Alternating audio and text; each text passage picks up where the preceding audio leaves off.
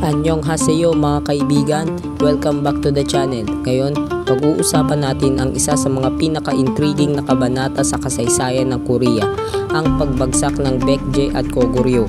Bakit nga ba sila bumagsak sa kamay ng Sheila? Tara, alamin natin.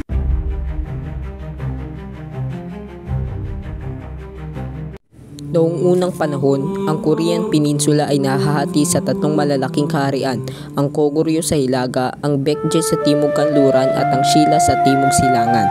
Ang mga kahariang ito ay madalas na naglalabanan para sa kapangyarihan at teritoryo.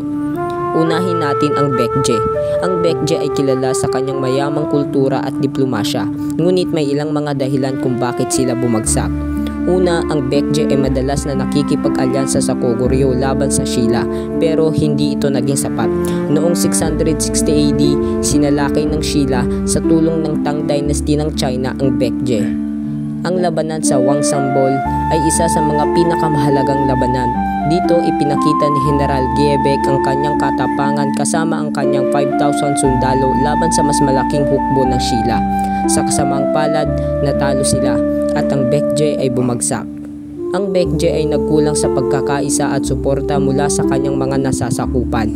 Ang kanilang aristokrasya ay madalas na nag-aaway na nagpahina sa kanilang kaharian. Ngayon, dumako naman tayo sa Goguryeo. Ang Goguryeo ay isang malakas na kaharian na kilala sa kanyang militar at paglaban sa mga dayuhan.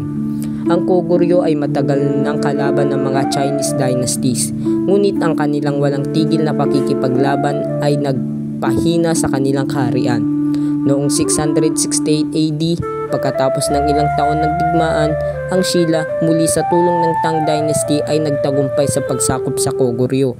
Ang pagbagsak ng Goguryeo ay dahil din sa internal conflicts at kawalan ng magaling na liderato. Ang Goguryeo ay nahati dahil sa mga alitan sa loob ng palasyo. Ang kanilang mga general ay nagtaksil at ang kanilang mga tao ay nawalan ng pag-asa. Mahalagang tandaan na ang Sheila ay may malaking papel sa pagbagsak ng Baekje at Goguryeo. Sa pumuno ni Queen Seondok, Queen Jindok, Haring Muyol at King Munmu, nagawa nilang pag-isahin ang tatlong kaharian. Ang Sheila ay nakipag-alyansa sa Tang Dynasty, nagpatupad ng mga reforma at nagkaroon ng matatag na liderato. Ito ang mga susi sa kanilang tagumpay.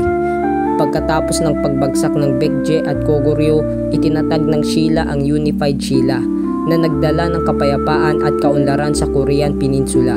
Kaya mga kaibigan, iyan ang kwento ng pagbagsak ng Baekje at Goguryeo.